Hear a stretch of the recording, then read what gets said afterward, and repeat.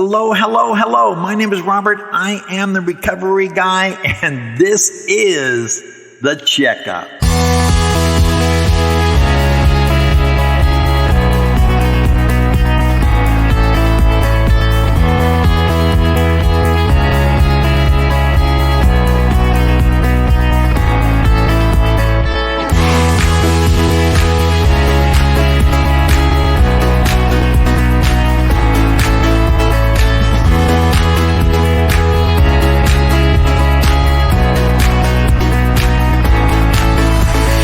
Appreciate that.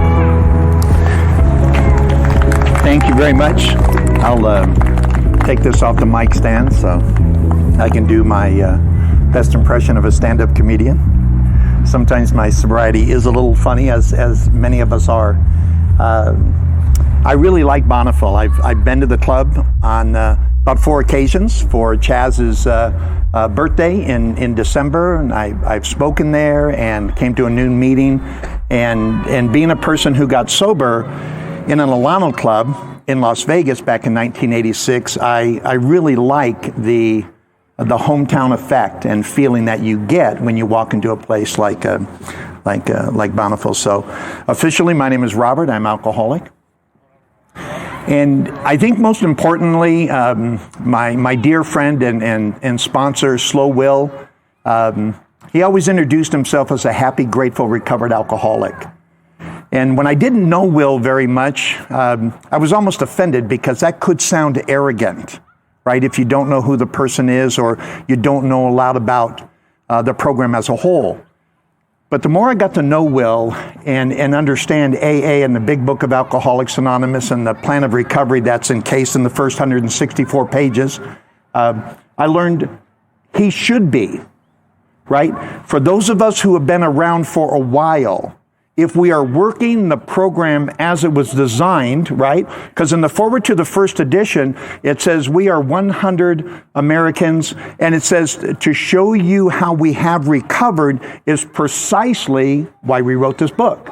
So when I read the Big Book of Alcoholics Anonymous precisely, I am a happy, grateful, recovered alcoholic, because we do recover from a seemingly hopeless state of mind and body.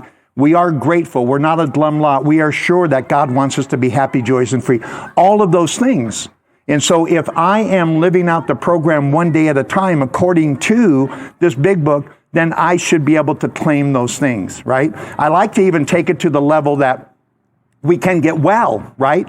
And I've had some people in the past get it twisted and say, well, you can't be cured. And I think, well, I never said the word cured, right?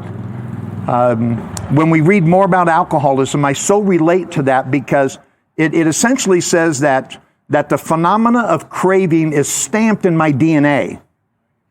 And I can never safely consume alcohol in any level, right? But that doesn't mean I can't get well. That doesn't mean I can't recover. That doesn't mean I can't go from that hopeless state of mind and body to someone who has a message to share and encourage people as we go, right? Because we share our experience, strength, and hope with each other that we might solve our common problems and to help others to recover from alcoholism.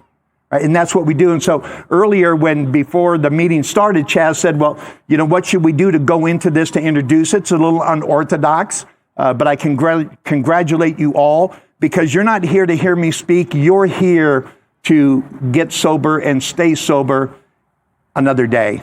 And for that's why we're all here, right? But Chaz asked me, he said, what should I say? How should I go about this? And I said, you know what? 2 things I want to hear. I want to hear the Preamble of Alcoholics Anonymous, and I want to hear how it works. Because those were the 2 things that captured me when I first came into the program.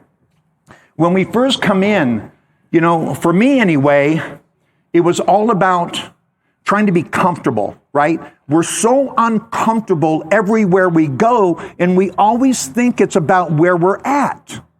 We never think for a minute of us, because we're always medicated, we never stop and think, well, maybe it's me, right? But no, it's the job, it's the wife, it's the friends, it's everything else, but it's me. So we're always looking for a place to be comfortable, right? And so when I came to Alcoholics Anonymous, it was really no different. Fortunately, I got clean and sober in an environment like your Alano Club here in town, where there was a lot of socialization and you could really get to know people on a personal level and set aside what they were doing in recovery, right? And that's good because that allowed my walls to be lowered. That allowed me to open up to you as a friend, right? Like I know Chris and I know Todd and I know Chaz and I know Tess. It would allow me to open up to them because I like them, right? And because I like them, I'm more than willing to listen to what they have to say. And I begin looking at their life and I begin seeing things about them that I would like to occur with me, right? And once I get that interest going, then I say, well, Chaz, I see you're doing some things in your life and you're going to EMT and you're not settling. You got your GED, got all these things going on. How did you do it? Because I want to get there, you know? And at that point, AA begins to have my ear. In the beginning, I was just looking for a place where I didn't have to die, right? And I could go because I couldn't go home anymore, right? And I wasn't employable anymore. So it was either, you know, hiding under my covers at my motel that I paid $80 a week for in Las Vegas, right? Or it was to be at the Alano Club. It was to be at the Turning Point. And I found it much better to be there because there was a part of me that said I was okay right where I was at. Remember that feeling? Remember that feeling of being so uncomfortable, again, regardless of where you were, what you were doing, who you were with, there was always a sense that something was wrong. And if it wasn't wrong, it was about to go wrong. And so we drink and we use, we try to find that magic combination of substances that take us from what I call a nothing to an almost, right? To where we just get a little sweetly reasonable, we get a little bit comfortable so we don't have to blow our brains out when we go home. And I don't know about you, but that was often my goal. What do I have to do so I don't kill myself? Because life was becoming more uncomfortable every single day. And consequently, I drank a little bit more every single day. Because tolerance says, and this is scientific, this is not my opinion, tolerance says I need to do more today than I did yesterday to achieve the same effect. And that's how we go in our disease. That's our disease model. That's why we go from a person who's trying alcohol experimentally to a person who's drinking occasionally to a person who's drinking more heavy to a person who becomes chronic, right? And for those of you who have not become chronic, congratulations. Your bottom doesn't have to be as low as some of ours had to be to get us here. That was one of the big dilemmas early on in recovery. As Bill will talk about, how do we raise the bottom?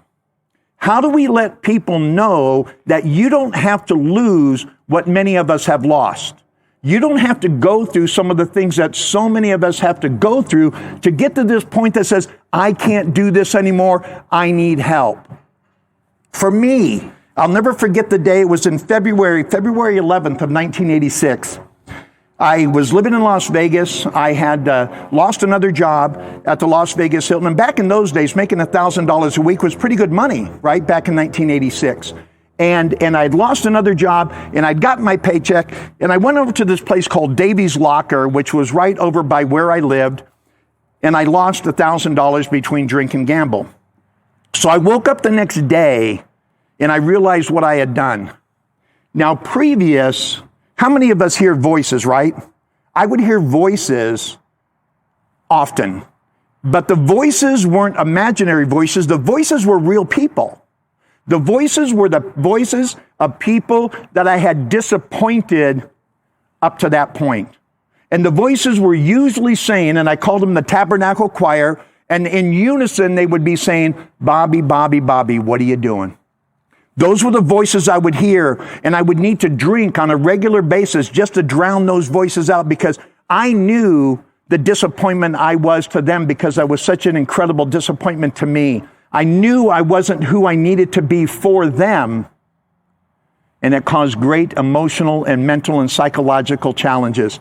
And one day I woke up and I was standing in front of the mirror, February 11th of 1986, and I looked in the mirror expecting to hear the voices, and there were no voices there.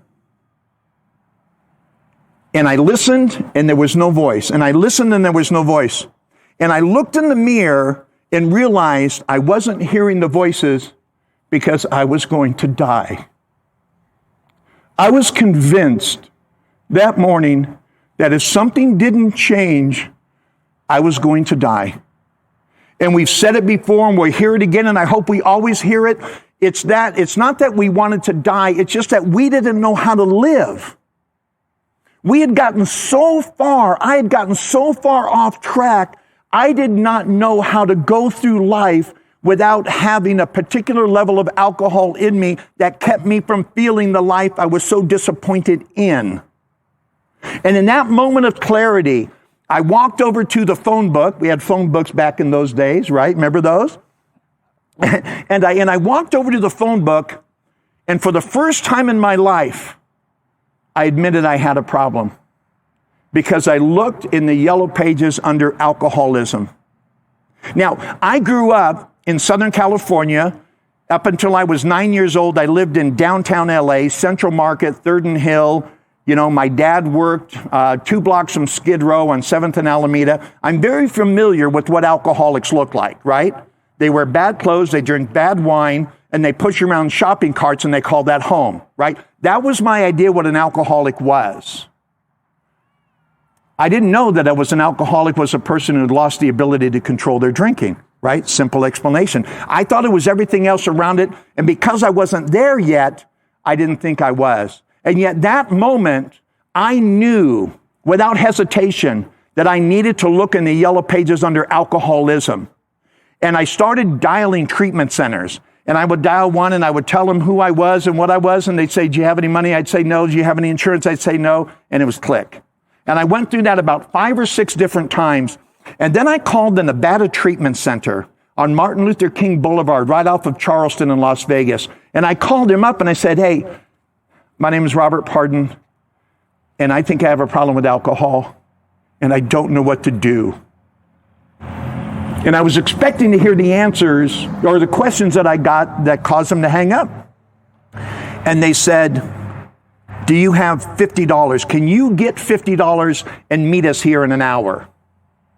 I said, sure. Any good alcoholic, right? Drug addict can find $50 in an hour. And I was certainly capable of getting over one more time to do that. So I called up my dad. My dad and I were very estranged by this point because my dad actually had gotten sober. And he was more concerned with me than ever because my dad was alcoholic as well. But I called up my dad at his real estate office and said, hey, Dad, here's the deal.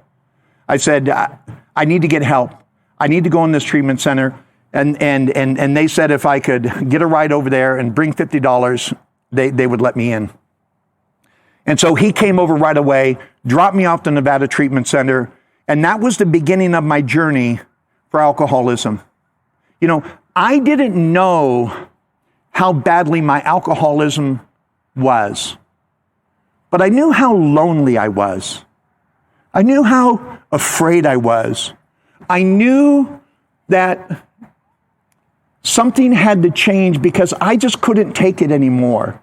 There wasn't enough alcohol and there wasn't enough drugs. I was very involved in crystal methadone and crank in Las Vegas because I didn't like remorse. It made perfect good sense at the time, right? When I drank, I would wake up the next day and I would have remorse, right? Remembering who I was, what I had done, and it would cause me deep depression. I would have to drink some more. So I realized in my mind, well, if I could stay up 3 or 4 days at a time, I could cut my remorse down to 2 days a week, right? So it made perfectly good sense to this alcoholic. And so I go to the Nevada Treatment Center, and I'm in this detox, and I'm seeing all these other people around me, and I'm really not even sure what's happened to me. I just knew I needed to go somewhere, that I had a problem, and something needed to change. So I would go to these group meetings and things like that, and they started taking us to AA meetings, to the turning point where I would eventually end up and find my sponsor. And I began to get a sense of belonging. Do you remember that feeling when you walked into a meeting, maybe not your first time, your 5th time, but you had that feeling that you were home, that you never had to go anywhere else to feel like you belonged. That's what happened to me at the turning point. Now, like any good person in recovery, a little physical sobriety is our worst enemy, right? You get me 30-day chip, 60-day chip, and I'm looking good, I'm feeling good. You know, the law is not as much after me as they were because they realize I'm trying to do something for myself. Some of my family members are starting to say, hey, maybe you're on the right track, right? Starting to repair some of those breaks. And we start thinking, well, maybe I don't need to do these things as much as others say, or maybe I can do that fake it till I make it, right? So we learn the AAEs, as it were. We start picking up on the cliches. We start learning about keep coming back. It works if you work it. God could and would if he were sought, right? This too shall pass. Keep it simple, sweetheart. One day at a time. Take it easy. All the things that we learn and we hear along the way, and we think, you know, if I could just parrot those and get them to think that I'm okay, maybe I will be okay, and maybe I don't need to be here as much. I don't know if anyone else has been guilty of that thinking, but it made perfectly good sense to me at the time because I had a very good job waiting back for me that I thought, well, I can do both. I knew that this job was a bad place for me because they were drinking and they were using, and the kind of lifestyle we were involved in the entertainment industry wasn't very conducive to real sobriety. But I marginalized, because that's what we do. We bargain with our recovery, with our sobriety. And that's what I did. And that worked. I want you to know that that worked perfectly good right up until I relapsed at 71 days, right? So I want you to know it'll work up to a point, and then, right? And then we have to rely on, rarely have we seen a person fail who has thoroughly followed our path. Those who do not recover are people who cannot or will not completely give themselves to this simple program. That was me. I wasn't really willing to give myself to this simple program. You could have a piece of me, but here was the problem. To do the steps, to really believe in the plan of recovery as it's laid out in the first 164 pages, I have to admit defeat like only the dying can. That's what Bill says in the 12 and 12. As only the dying can. So I have to believe that if I ever drink again, I will die. And I wasn't ready to do that because I wasn't convinced. And then I met this friend of mine named Pete the Greek. Las Vegas was great for nicknames. Pete the Greek, Texas Eddie, Abe the Plumber, who was it? Russian Ted. I mean, everyone had a nickname associated with them. And all these people were old timers. So one day I was talking about how powerless I really am. And so I go up to Ted, and I was happen to have a miserable day. And if you heard me speak last time at the Alano Club, you probably have heard this story. But I went up to Ted after a particularly bad day, and I started telling him how miserable life was. And I'm telling him a story, and Ted, in his great, incredible wisdom, looks at me when everything is done. And Ted had been sober about 19, 20 years. And he looked at me and he said, "But are you grateful?" And I said, "What are you talking about, man? How could I be grateful? Did you even hear what I just said to you?" And he said, "Robert, listen to me."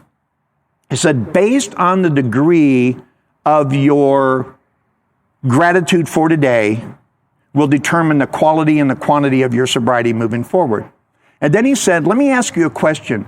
If you were standing on the railroad tracks and a 150-car train was coming through and it killed you, how much do you think it would have to do with the caboose?" And I looked at him like a normal person would and say, "Well, absolutely nothing." And he said, "Exactly. And it's the first drink that's going to get you drunk."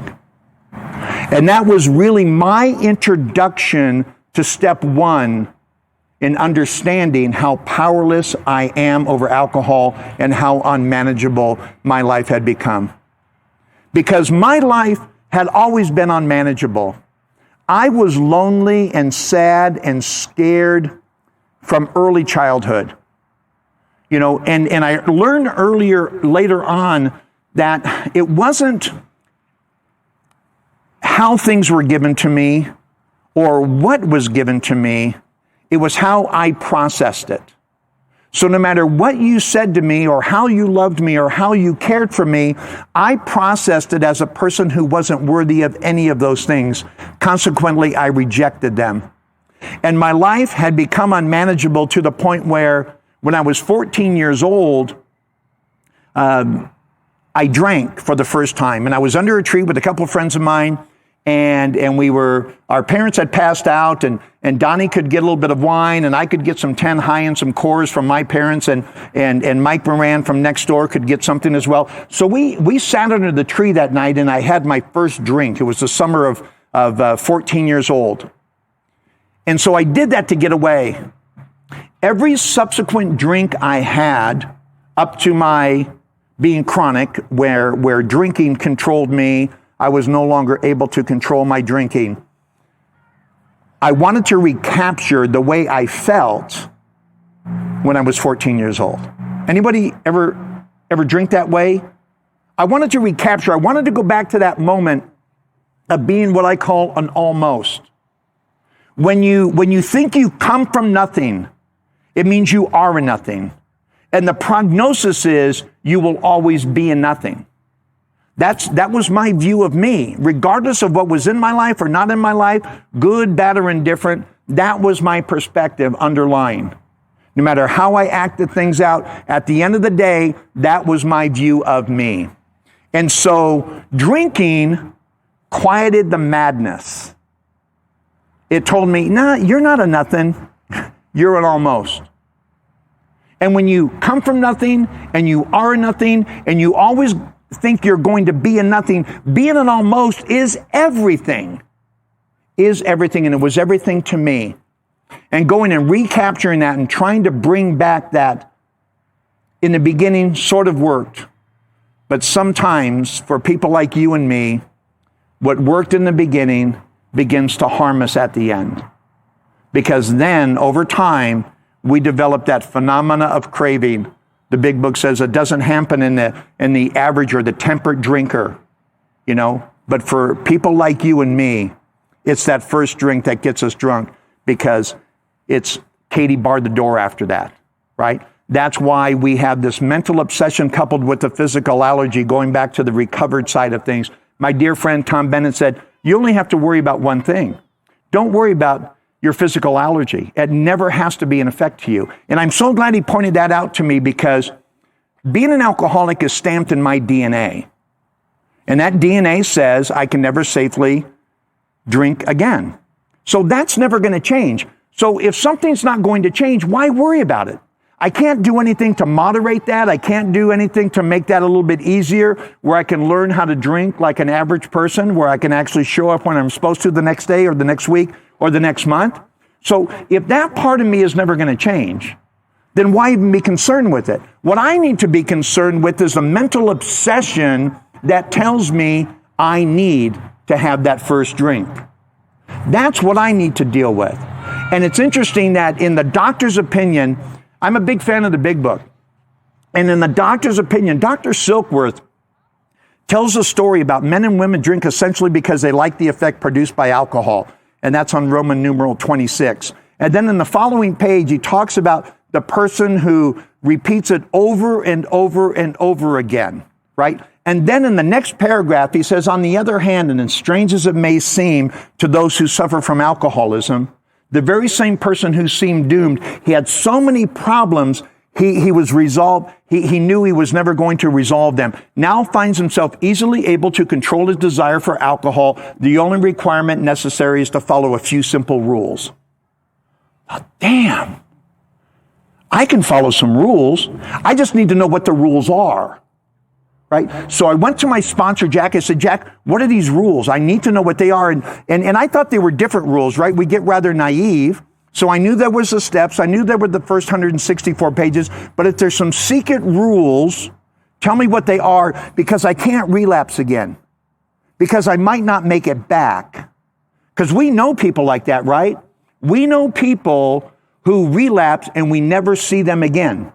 Now, they might have got a condo and they're vacation in Florida. We don't know. But if they're alcoholic like you and me, they're probably incarcerated, insane, or dead. Those are pretty much the options for us as we would resume our drinking career. Because here's the thing about alcohol that's really scary. It's a progressive disease, right? That's why Bill said over any considerable period, things get worse, never better, and more about alcoholism. Understanding the progression of a disease should scare you to no end. And for those of you who are newly sober, I hope it scares you to death. For those of us who have been around a while, I hope we're staying sober because of the things that we get, not the things that we're afraid of. But that's always a reality for us. Have you ever known anyone who has gone back out after a length of sobriety and first it's a beer, then it's a bottle, then it's a case, then it's, and within 3 weeks, a month, they're worse than ever before and oftentimes dead. I've known people that way. And the reason for that is alcoholism is a progressive disease. Alcoholism picks up where we would have been had we never stopped. And it's part of the clinical phenomena of craving that even doctors don't understand. They can dissect the brain all day long, but they don't know why this happens in alcoholics. They just know that it does. Again, it's the phenomena of craving. And a phenomena is something where you know it happens, but you're not sure quite why. That's the phenomena. And so we know this about ourselves. And so we can never safely go back. So for those of us who have been around for a while, right, we continue to clean house, we continue to trust God, we continue to work for others. I work with a lot of treatment centers and have an opportunity to share with people on social media and being a part of their life and being a part of their recovery. And that's one of the things that I always try to share with them, is that the importance of understanding how necessary it is to do a thorough first step. My friend Pete the Greek told me it's the only step you ever have to do to perfection. Does that make sense? You know, steps 2 through 12, I can make a mistake in, and I might get a little sideways emotionally or spiritually a little off balance, but as long as I haven't made a mistake with step 1, I'll probably be okay, and I can get through the next day to get back on guard. But if I make a mistake with step 1, if I believe that just for a moment that maybe it's okay for me to have one, right? Because I've been sober 34 years, or maybe my life wasn't quite as unmanageable with respect to my relationships, my jobs, and all the other aspects of my life. The minute I believe that, I'm in trouble. And the likelihood is there's nothing that's going to save me. Because people don't relapse in a vacuum. People relapse over time. We begin relapsing in our mind and in our spirit to where when we finally go to take that drink, we've already justified it to ourselves. And that's really true. Working a lot in relapse prevention, I find that to be very true with people.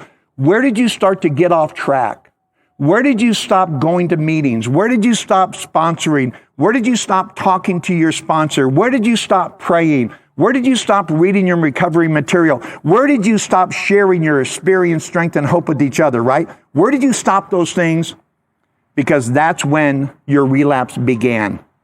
And if you don't believe that, I'm perfectly fine with you not believing that, but I just appreciate if you don't share that with the newcomer, right?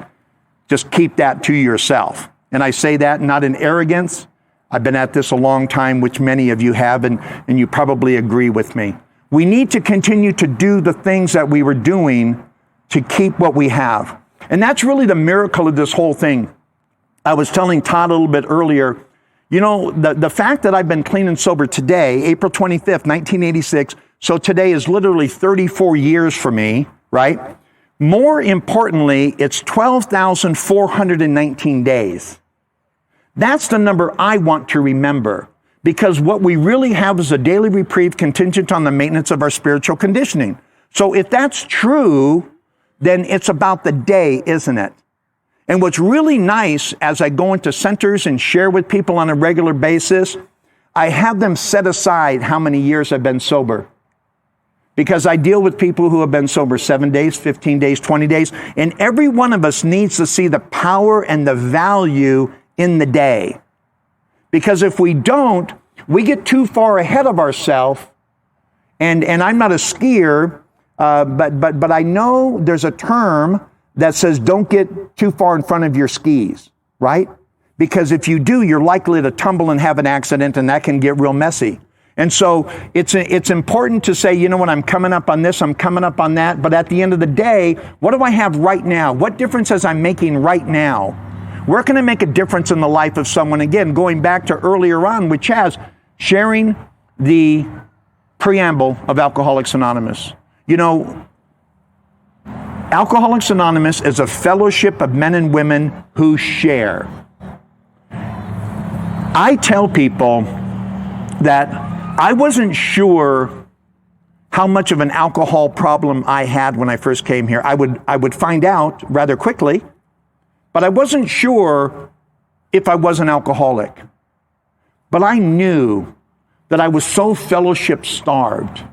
I was so lonely for real companionship where I could just be who I was and not be afraid of the next thing that was going to happen. To sit and relax in a room for the sake of sitting and relaxing in a room, or sitting across from a person and not worrying about what they thought of me, right?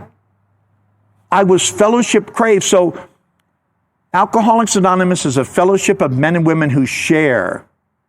It's a fellowship who shares. And I don't know about you. Well, I do, because you hang out at the Bountiful Alano Club. So I know about you, and that's why you go there, because you like the fellowship.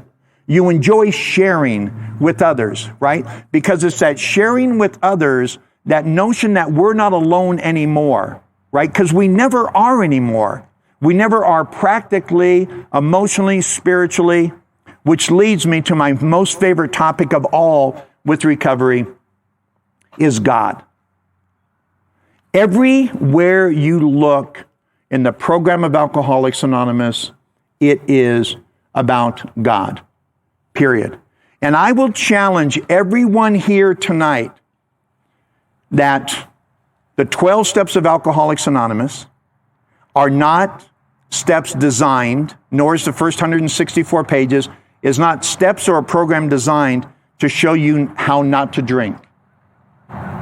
The program of Alcoholics Anonymous is a program designed to show you and me how to have a relationship with God as we understand God, and as a result of that relationship, we will no longer want to drink, period. That is the program of Alcoholics Anonymous in a nutshell. As we accept God, as we understand God, just like light pushes out dark, you don't have to get rid of dark to introduce light. Light will take care of that all by itself. Right? Just like God, as we understand God, will begin to push out all the negative things in our life where there's just no attraction for us anymore, right? And we know that because we go through the defeat of step 1, admitting our powerlessness as only the dying can, and then we're introduced to step 2, and came to believe that a power greater than ourselves could restore us to sanity. Who doesn't want to be restored to sanity? Because when we come out of step 1, we realize all of the crazy things we did to get to the rooms of Alcoholics Anonymous. Sane people don't do what you and I did. They just don't. It's one of the reasons we drank the way we drank, to rationalize, minimize, and deny all the things we were doing. Because it doesn't make sense. And when we put it down on paper, thank God there's a step 2. Because then it opens up the door for hope. And John Maxwell said, if there's hope in the future, there's power in the present. It was a great quote. Amazing quote. If there's hope in the future, there's power in the present. So I come out of a position of being powerless, and I'm introduced to hope in step 2 that maybe I can be restored to sanity. Now, the debate is being restored means I was something at one time, so I'm not really sure if there was ever a point in my life where I could qualify as sane, right? But you get the picture, right? And so we embrace that. Baby stepping, like what about Bob, right? Baby stepping. Everything we do is incremental and designed to draw us nearer to a bigger picture that will allow us to see a life of recovery that we can have forever, because it is a design for living, even though it's one day at a time, right? Again, what we really have is a daily reprieve, but God has designed it, and thank God for the wisdom of Bill and Bob in the first 100 who really laid this whole thing out, because it is a design for living. We really are meant to stay sober forever. You know, my sponsor, Jack, who we lost February of 2019, Jack was my sponsor for 32 of my 33 years. And he becomes such a wonderful friend of mine. And as I sat in Las Vegas with him at his hospital bed, knowing he was going to die wasn't a matter of if, it was just a matter of how many days does he have left. And he was a giant of a man in sobriety. He had 44 years of recovery when he died. And I said to him, Jack, you know, because I want to carry the legacy, right? We all want to carry the legacy of the people who have gone before us. So I looked at him and said, Jack, what do I tell him? What's your message that I can take to the people when I speak in your memory? And he looked at me, and by this time the cancer had ravaged him so much, his eyes were sunken. He was not the man I knew physically, but in his heart, he was up until he died. And he looked at me and he said, Bob, tell him it works. And that was the last thing he said to me. 2 days later, he passed away. But it does work. It works whether we work it or not. We just have to stick around, right? But it certainly works when we work it. And we get that hope in step 2. And then from step 2, we translate into step 3, where we made a decision to turn our will and our life over to the care of God as we understood God. How simple is that? All we're doing is making a decision. So step 2 is about God and me. Step 3 is about God and me. And I graduated into step 4, where I made a searching and fearless moral inventory of myself. Morality is of God, so of course that step is about God. Step 5, admitting to myself, to God, and to another human being the exact nature of our, is all about God. Step 6 and 7, about God's shortcomings and defects of character. 8 and 9 are practical steps, and then I get into step 10, and I continue to take personal inventory, and when I'm wrong, promptly admit it. It's about God and searching my heart and searching what He has built in me. And then, of course, step 11, it's undeniably about God. And step 12, having had a spiritual awakening, a little bit about God. So when we look at the 12 steps of Alcoholics Anonymous, we look at 9 of the 12 steps directly dealing with my relationship with God as I understand God. You can't take the steps and not understand that it has nothing to do with drinking. It has everything to do with developing a relationship with God as you understand God. And it might be the most powerful thing. Bill, in his story, where he talks about knowing that he can now find a form of God that makes sense. That was his key. He said, and I hope I don't misquote, but he stood in the shadows of icy intellectual self, and he stood in the sunlight at last. And I love that picture, right? It can be a little cold and a little chilly. And do you ever get into your vehicle after it's been sitting and having the sun reflect through the windshield, and you got a little bit of chill on you, and you get in your vehicle and you feel that warmth around you? That's what Bill was talking about. The icy shadows of intellectual self, where he was starving and dying. And now he comes to this understanding of God as he understood God, and it can be his own conception. And he says, I stand in the sunlight at last. That's pretty cool, isn't it? How many of us want to stand in the sunlight because we were so afraid, we were so cold, we were so alone, we were so despaired? Bill calls it incomprehensible demoralization. What a term. Incomprehensible. Do you know what that means? Break it down. I don't know how I got here. I don't understand that. I don't know what to do to get out. And demoralization just means we are so far down, we don't even have value. So I don't even have value, and I don't even know how it happened, and I go from there to standing in the sunlight at last. I want some of that. That's what I want.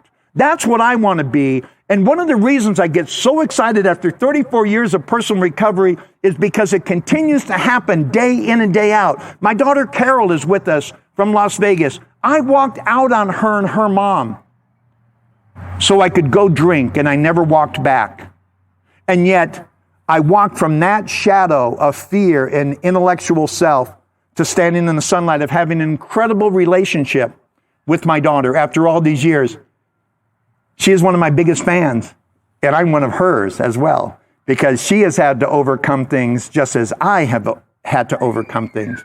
But that's what happens in the program of Alcoholics Anonymous. And that's where God could and would if he were sought. And if you're new or relatively new to the program, I want to encourage you to get into the big book of Alcoholics Anonymous. Because everything I share with you, I believe, is irrefutable from the big book of Alcoholics Anonymous. And I like to be very careful with that, because if it's my opinion, I mean, it's my perspective of how I translate things, but that's not my real opinion. That's my version, right? And that's why I try to quote as much as I possibly can. Because if we're going at my opinion and you want to have an argument with me, the likelihood is you're going to win the argument, right? Or I'm going to walk away and say you win, and because I don't want to argue, right? But if I quote you something from the big book that at the end of this meeting I can take you to the page and show you the paragraph and show you the sentence and show you exactly where it says it, guess who your argument is with? It's no longer with me, it's with the program of Alcoholics Anonymous. And it doesn't make sense to argue with something that you're in, right? That's like fighting against yourself. It's an unreasonable approach to logic that just doesn't make sense on any level. You know, and we turn in our will and our life over to the care of God as we understood God, praying only for the knowledge of his will for us and the power to carry that out. You know, on page 85, it says, again, what we really have is a daily reprieve contingent on the maintenance of our spiritual conditioning. And it says, every day I need to find God's vision for me and then go carry that out. That's how deeply embedded God, as we understand God, is in this program. And as I walked through the steps and I began to understand all the things that I had become, and I asked God to remove those defects of characters and those shortcomings from me, and I continued to hone who I am and become even more. Again, we're never done. That's why I am as excited today about my personal recovery. And you can ask my kids. My son Rob is here, my daughter Jane, my daughter-in-law Phoebe, and my daughter Carol. They'll tell you, no, this is how my dad is, right? Because I want to see what's going to happen next. Because my friend Tom Bennett told me, in the big book it says that we can become well. Are you ready for that word? I love that word. And that's what every sick person should want to be. Remember, we're not bad people trying to get better. We're sick people trying to get well. And the big book of Alcoholics Anonymous tells me that I can become well. Tom took it to a whole nother level and says, Robert, you can become weller than the well.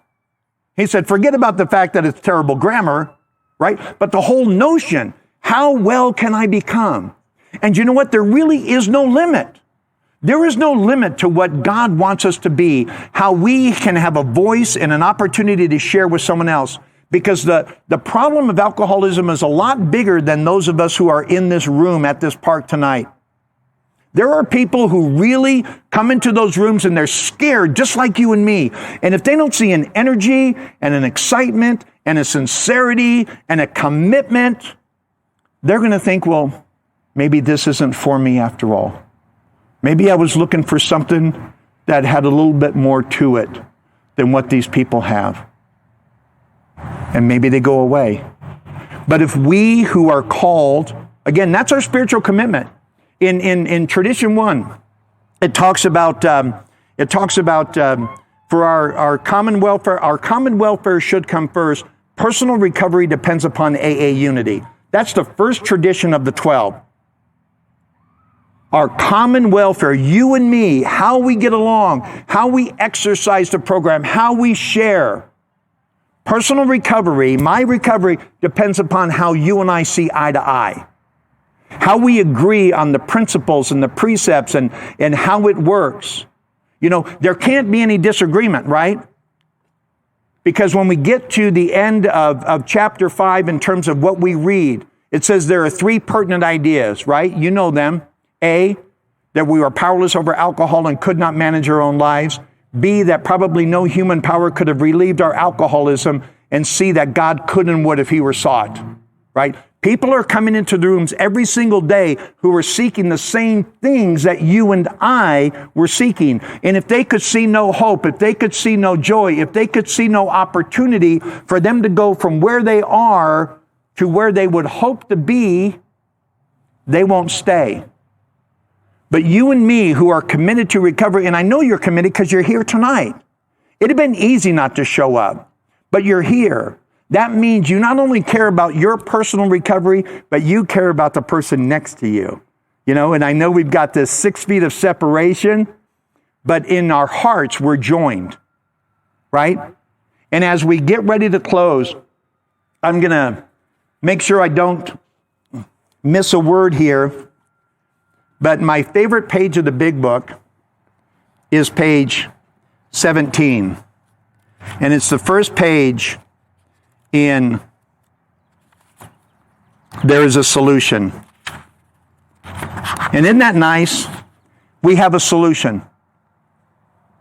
We came in here wondering if our life could ever change. And so many of us come here, by the way, through what I call coercion. Very few people, I've yet to meet one who showed up to a meeting and said, you know, my life is pretty good. Job's going great. Wife loves me. Kids aren't mad at me. The dog comes up to me when I come home and got my bills all paid. Don't have to worry about a repo on my car. The law's not after me. Everything's pretty good. I think I'll go to one of those AA meetings. It don't happen that way. We come in here bankrupt. Right? We come in here so disappointed in life in itself, and yet we find something within these rooms of Alcoholics Anonymous. You know, the example that it's used, and I'm going to go ahead and read this, and I'm going to close and give Chaz an opportunity to close out the meeting. If you're not a student of the Big Book of Alcoholics Anonymous, I invite you to be, right? It's the Bible of everything that we do. And what's wonderful is the program of Alcoholics Anonymous speaks to everyone because it's about a relationship with God as we understand God. No one defines that relationship for you. If it works for you and it makes sense, then it works, right? But here we go. Chapter 2, There is a Solution. We of Alcoholics Anonymous know thousands of men and women who were once just as hopeless as Bill. Nearly all have recovered. They have solved the drink problem. We are average Americans, all sections of this country, and many of its occupations are represented, as well as many political, economic, social, and religious backgrounds. We are a people who normally would not mix, but there exists amongst us a fellowship and an understanding which is indescribably wonderful. We are like the passengers of a great liner, the moment after rescue from shipwreck, when camaraderie, joyousness, and democracy pervade the vessel from steerage to captain's table. Unlike the feeling of the ship's passengers, however, our joy and escape from disaster does not subside of having gone our own individual ways. The feeling of having shared is a common peril in one element of the powerful cement which now binds us, but that in itself would have not held us together as we are now joined. The tremendous fact for every one of us is that we have discovered a common solution. We have a way out on which we can absolutely agree and upon which we can join in brotherly and harmonious action. This is the great news this book carries to those who suffer from alcoholism. My name is Robert, and I'm alcoholic.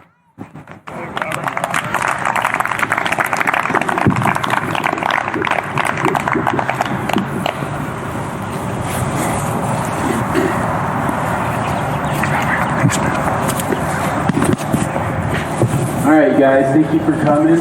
Robert, thanks for coming today and sharing your experience, strength, and hope. I know I needed a little bit of experience, strength, and hope with everything